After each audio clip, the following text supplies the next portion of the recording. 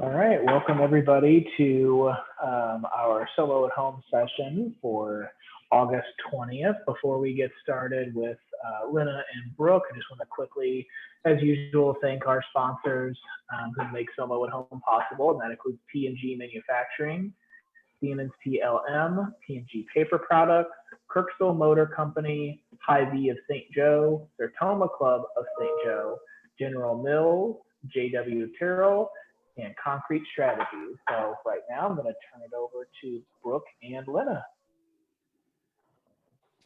Hi, I'm Lena, and Brooke and I are going to talk about um, spending $30 on groceries a week. So, do you know exactly how much you spent on groceries last month? If not, look at your credit card statements, or you can sort through your receipts. Use the data to form an estimate and then aim to cut that number. Yeah, so whenever you're grocery shopping, it's really important to make sure you're getting the stuff that you need and that's in your recipes and not just random things to help keep to our set goal number of what we want to spend. Plan, plan your meals out and make a list. Before heading to the store, think about all the meals you want to prepare for that week. Make a list of the ingredients you'll need for those meals, and then when you're shopping, make sure you stick to your list. That way you're not impulse buying and spending more money. Once you have all the ingredients you need for the week, prepare as many meals in advance as you can. I found that I'm much less inclined to order in or go out when I have my dinner prepared and waiting for me in the fridge. Stick to the basics. Complex meals with a lot of spices or sauces can get kind of pricey.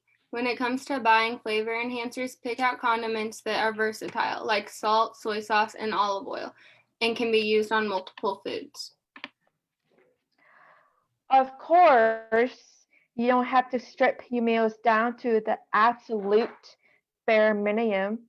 There are lots of food blogs devoted to eating well on the cheap, such as such as Budget Bites, Stone Soup, and Broke Gourmet.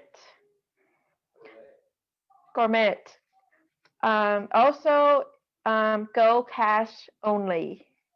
When you have to stick to a tight budget, ditching the plastic cards like a debit or credit card for bills can make a world of difference. You get a better idea of exactly how much money you're spending and how much you have remaining in your budget.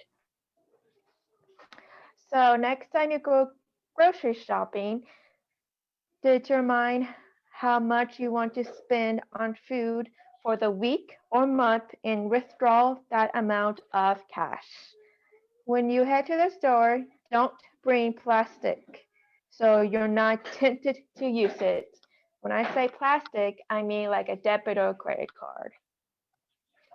So, a way to help with sticking to your budget could be looking at the weekly ads to see which store might be having sales and which stores might be cheaper than others.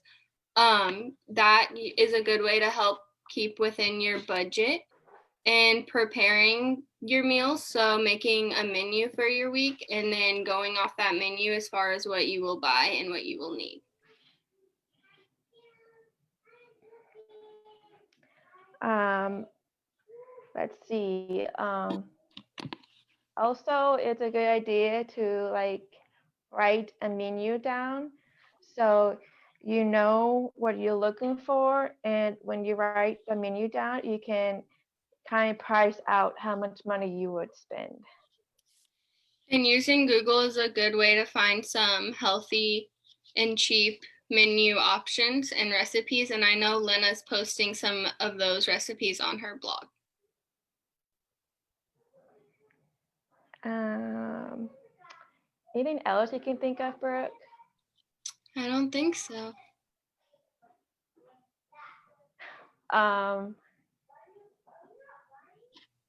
Also shop around, like on, if you get newspapers or if you see ads on TV, sometimes they have specials on. That's you forced to keep your eye on. And plan your menus around those specials and sales. Do you do any meal prepping, Lena? Yes, I do. Do you want to just quickly talk about how that might be able to save you some money too? If you cook things in bulk and kind of plan your meals out ahead of time.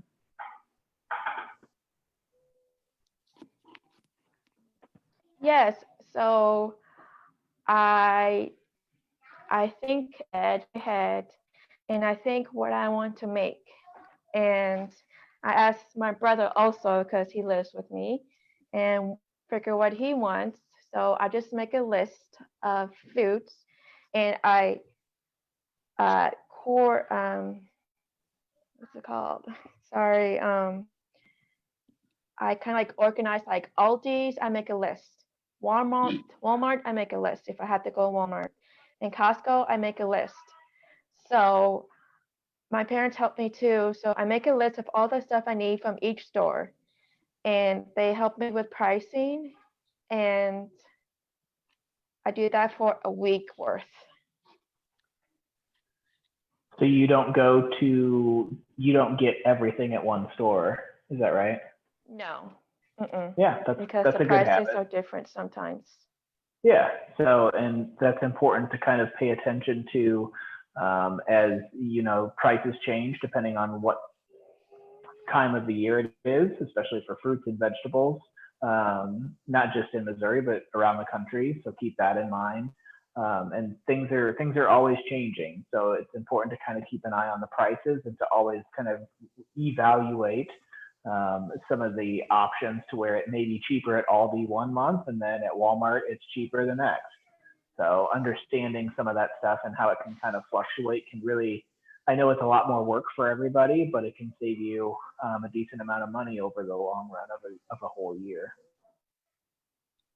Yes. And I also find more helpful for me because now I'm doing grocery shopping a little bit more.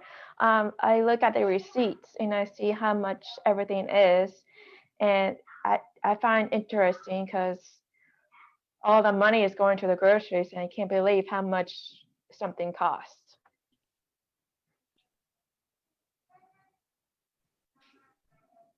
Yeah, and if you're really into numbers and you like kind of keeping spreadsheets, then it might not be a bad idea to kind of pay attention to the things that you buy the most often and track those prices over the course of a couple of months. And it doesn't have to be every single purchase, but things like milk, eggs, bread, some of your meats, things that you're going to get almost every time.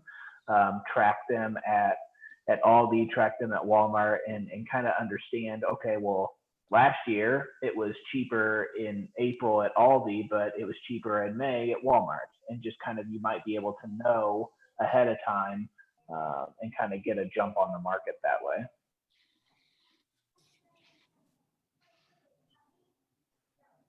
Cool. All right. Well, good job, girls. Thank you very much. This will conclude our August 20th edition of Somo at Home, and we'll see you guys tomorrow at 4 o'clock. Thanks, everybody. Thank you. Thanks, everyone.